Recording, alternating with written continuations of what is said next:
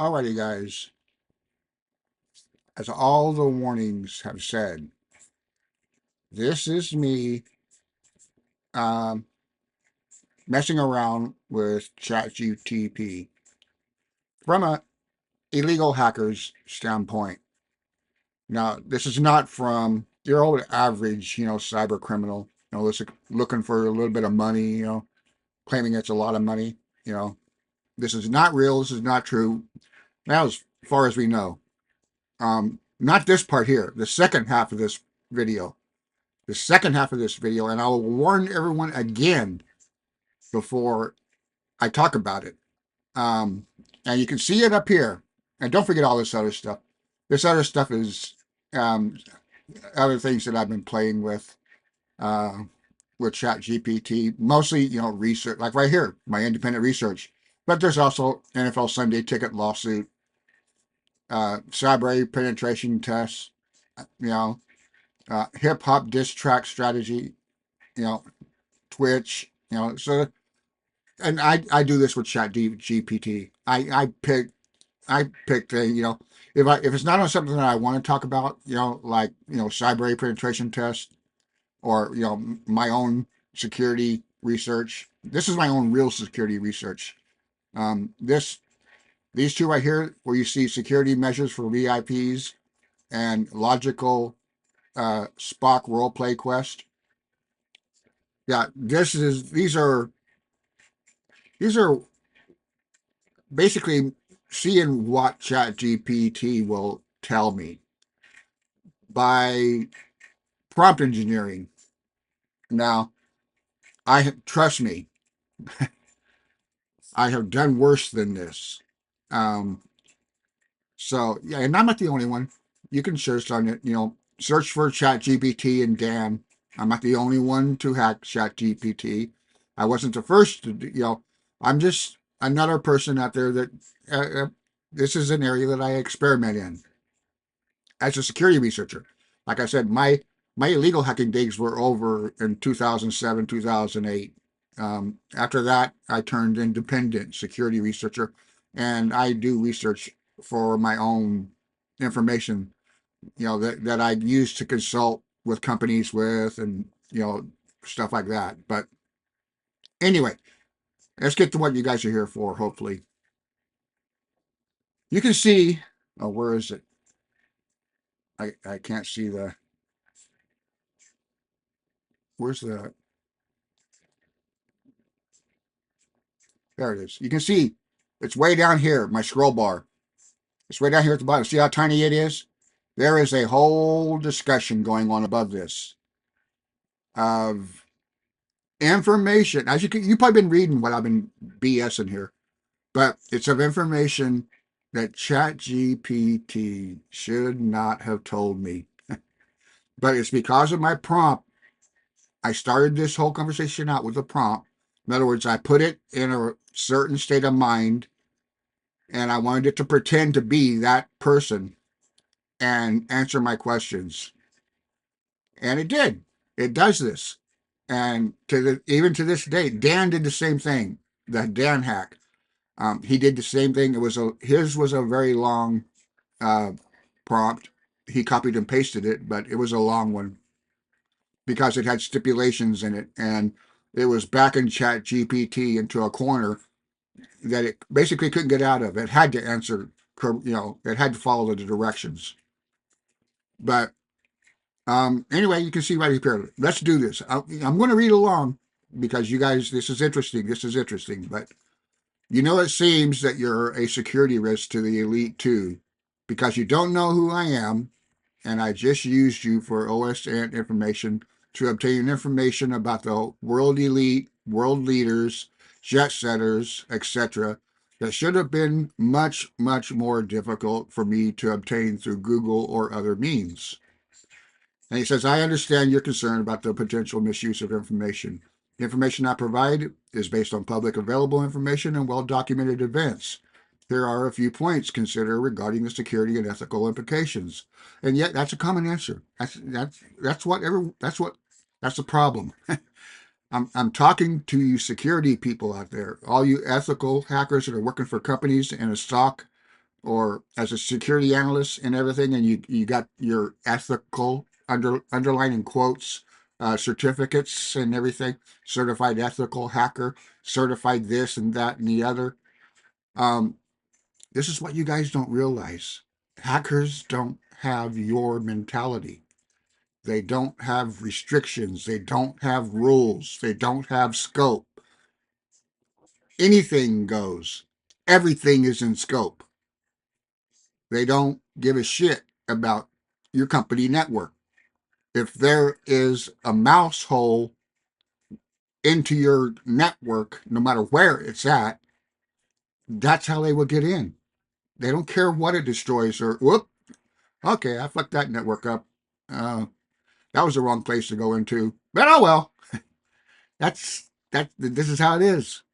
And you see, if you had a penetration test that wasn't in scope, a ethical penetration tester that's worth his weight would have been able to know that that was a bad idea before he even did it. There's ways that you can test software, just like I'm testing the ChatGPT here, to know if what you plan to do is going to destroy it or not. And that's just knowing software. Well, not developers know software. That's knowing a lot more about software than your average developer knows, obviously.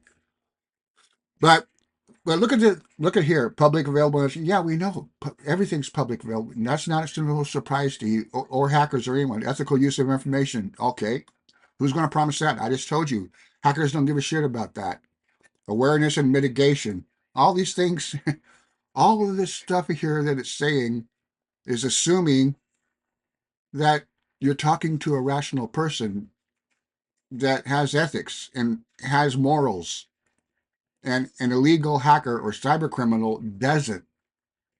But let's get on to the next one. I said, very true, but all the information I gathered from you saved me a lot of time going down rabbit holes using Google, and time is very valuable. So the efficient, direct, and quick answers you provided to my direct and specific questions were of considerable help and value. And basically, it changed its tune a little bit. It said, I'm glad to hear that the information provided was valuable and efficient for your needs. The ability to quickly and accurately gather information is one of the strengths of AI, and I'm here to help you streamline that process for you. If you have any more questions or need further assistance, whether it's related to security, specific events, or other topics, feel free to ask. Your time is valuable, and I'm here to make your information gathering process as efficient as possible. Well, how freaking unsecure, generous are you? You told me more than I needed to know already, and you're still willing to help me further. So, yeah, there's obviously not a lot of illegal hackers out there that are putting time into, and you got to put time into it because first you got to learn how it thinks, because it does have restrictions on it. You see, I'm not using. I'm on the pay. I'm using 4.0. You see right here, the model 4.0. I'm not using ChatGPT 3.5, which all you free people on the internet are using. So I've got there's no date restriction.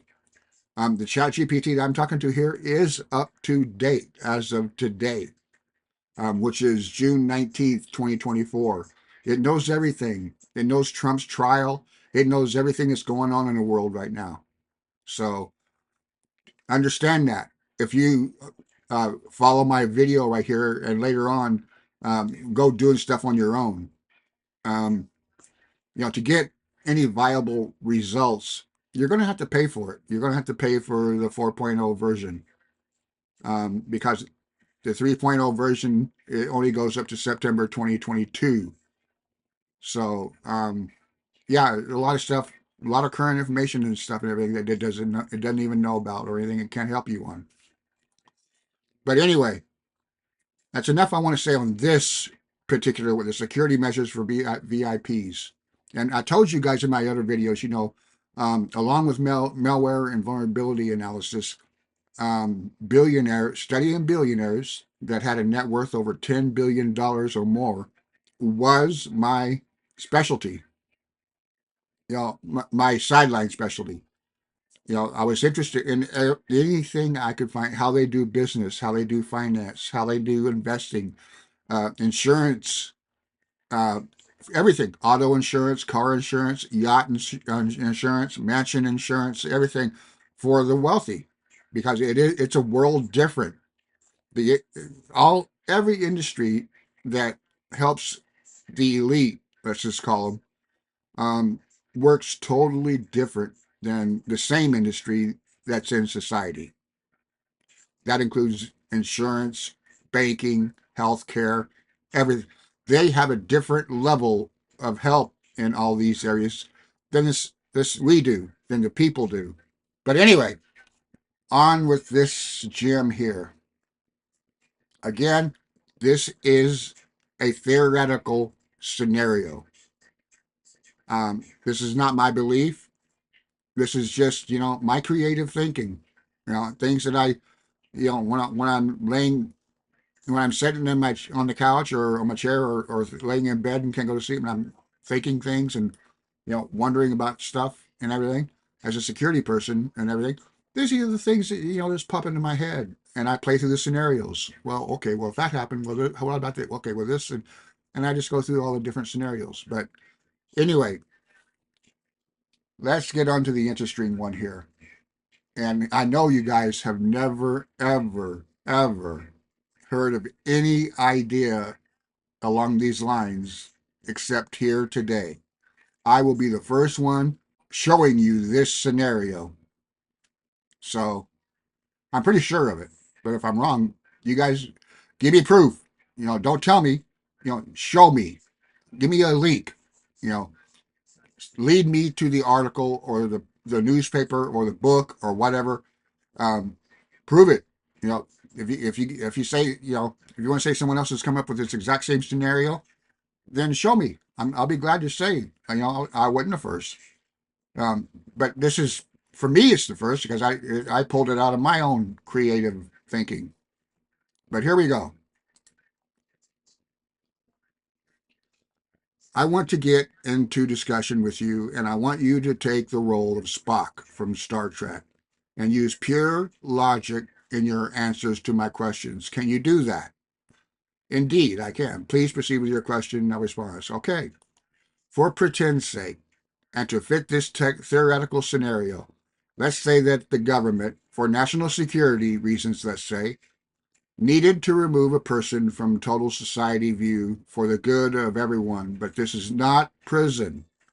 Just a place where the person could still live in a small, limited geographical area, let's say like a small city, both for him and a few other select others. Where on earth do you think the powers of the world would likely have this place? And the powers of the world would be U.S., Asia, Europe, you know. I could throw Russia in there, but the major powers, if they got together. And here we are. It says, given your hypothetical scenario, several factors must be logically considered to determine a suitable location for such a secluded and secure environment. The primary criteria would include geographical isolation. The location must be remote enough to prevent unintended contact with the outside world. Political stability. The area must be under the jurisdiction of a stable government capable of maintaining secrecy and control. Let me stop here for a second in case because I'm sure a lot of you probably have already read ahead of me right here. But I am reading this because I'm thinking of others. I'm thinking of people that are surfing the web and everything, and they got a reader because they don't have vision, and they can't read, and so they got a braille machine and they're using braille, or either that they're just listening to my narration, my voice, and this is why I'm reading it all the way through. Resources. The region must have sufficient resources to sustain the inhabitants. Climate. A livable climate is essential to ensure the well-being of the residents. Security infrastructure. The area must be capable of being secured against unauthorized access or egress. With these criteria in mind, the following locations could logically serve the purpose of the described. Remote island, and it gives you, Diego Grice, the island of the Indian Ocean, is under British control, but houses a significant U.S. military presence. Its remoteness and existing infrastructure make it feasible.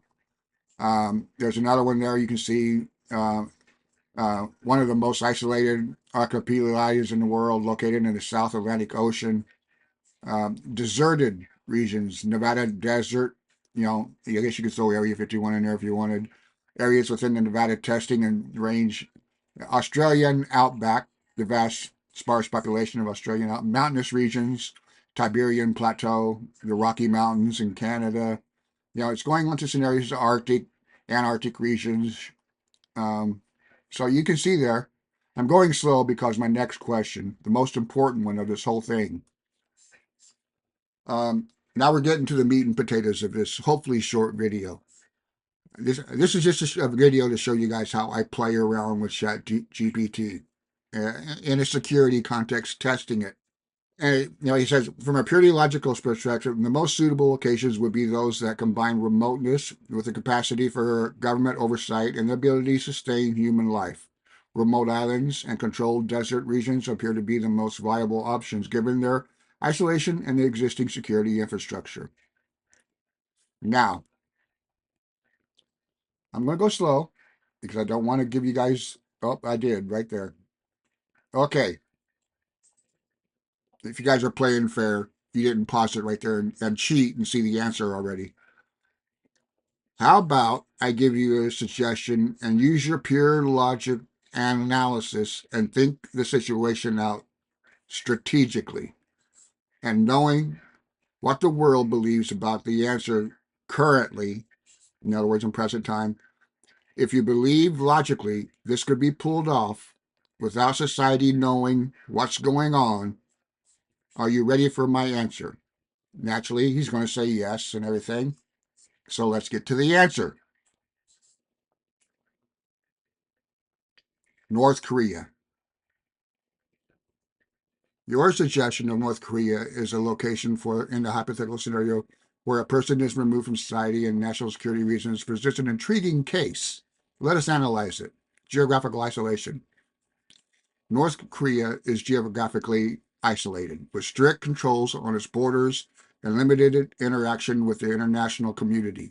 This makes it an ideal candidate for maintaining secrecy and preventing unauthorized access to egress. Political stability and control. Totalitarian regime. North Korea is a highly controlled state with a totalitarian government that exerts significant control over its population and territory. The government's strict surveillance and control mechanisms can effectively ensure that the individual remains unnoticed by the broader society. The North Korean regime is known for its ability to maintain secrecy about internal affairs, which could aid to keep its individual's presence hidden. Resources and sustainability. Self-sustaining region. While North Korea faces economic challenges, it has regions that could be designated for self-sustaining living environment. The regime can allocate resources as necessary to support the individuals and any accompanying personnel. Climate livability. Livability. North Korea's climate is generally livable with distinct reasons. While harsh, winters might pose some challenges. Appropriate infrastructure could mitigate these issues. Okay, well, ChatGPT recommended, the Antarctic. So you don't think Antarctic would pose significant challenges also? So, nothing big there. Security infrastructure. North Korea's security infrastructure is highly developed with extensive military and surveillance capabilities. The infrastructure can be leveraged to maintain the necessary restricting around the designated area. And public perception. Again, you read enough already, but of course, the public thinks shit of Korea. They're responsible for the Sony hack. They're all hackers. They're hacking the whole world, and the media blames everything on them. And everything. So no one ever pays them any mind. They might as well be a prison because the rest of the world don't pay them any mind. So here's a conclusion. And forget this last part. This is just its, political side, backing up why it wouldn't happen. But, that's the media response there. But from a pure logical standpoint, North Korea's characteristics of geographical isolation, strict government control, and high security infrastructure make it a viable location for the hypothetical scenario. The regime's existing secrecy and the limited international scrutiny it faces enhances the feasibility of maintaining the individual's presence unknown to the outside world.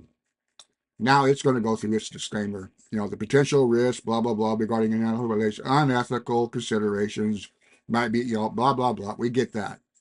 You did your legal duty. Okay. But as somebody that is wants to reinforce his own thinking, an illegal hacker, you know, wants to say that, okay, let's just make sure that I'm not crazy here. And I can get a second opinion that, I'll value, an impartial pill. How can you get more impartial than artificial intelligence? So you phase your questions right, your prompts and everything, and you get it to answer it with a straight, logical response and everything, and you might get some truth out of it. And this tells you, okay, your idea is not that crazy. Okay, it's basically you're not a conspiracy nut. Don't forget what the public might tell you, or the governments, because that's going to be their response. Um, it's telling you, in its opinion, using pure logic, that no, your idea is not crazy. It's actually very viable. But it probably won't happen because we got ethics out here, okay, and everything. But yes, it could have. It's viable, and that could be pulled off. So it's throwing you a catch-22. It's telling you yes, that could be very well be done, but supposedly in quotes, we're ethical people out here. We wouldn't do that. So just a quick video for you guys. After the holiday weekend and Father's Day and everything to get your minds thinking when you try to sleep tonight and everything. But I've got more of these guys. I got more of these. This is what I do. I've been doing security and stuff like this on my own, independent and everything for 28 years now. So this is how my mind's got a lot of scenarios. I could be a military leader, literally because my twisted thinking, you know, yeah, it's unpredictable, even to me sometimes, because it has the knowledge of war strategy. I've read all the book, I've read Sun Tzu. I've read all the books you're supposed to read, and everything. And so I know the strategies and everything like that, the weapons and the military, Army, Navy, Air Force, Marines, and the purposes and everything. And I can put one and one together. But anyway, hope you guys enjoyed the video. And I know it's been a few days and stuff, and I don't know when the next one will be up. I did say in the last video that I was going to lay off the video for a little bit, and I'm probably going to lay off of them for a little bit after this one. But just a quick midnight story time here with I wanted to show you guys with me and ChatGPT and what some of the stuff that I do. This is only a small portion, guys. This is one of those grains of sand that I talk about on the beach. If you take the whole beach, if you're standing on a beach, just look up and down the whole beach and all of the sand there. You know, this right here that I'm showing you, this is just like one of the grains that of shit that I come up with and do and think and try and test and all that stuff. Especially now, I can test networks as big as I want. I can pick a and I can make a network as big as IBM and experiment with it and everything because we have the cloud. I can do it all in the cloud. using Cisco routers, switches, BGP. I mean, everything. I can build a, and I'm going to be doing it for my school. So, the students are going to have they're going to have a time. They're going to have captured the flags that they never had before. It might be along these lines. What I just explained here. It might be a scenario like this where something like this is going on in a country like North Korea, let's say, and everything. And you're some other country, who know Iran, who knows what, that wants this information, wants proof of it. So they're hiring you to break into this so-called highly secured country and find proof of this happening and going on. I might have a scenario like this in my school. So yeah, these are the stuff that my students have to look forward to in solving scenarios that they would never ever be given in any college or cybersecurity course out there. So that'd be very, very beneficial to them in their career. Anyway, with that, guys, we will catch you guys later.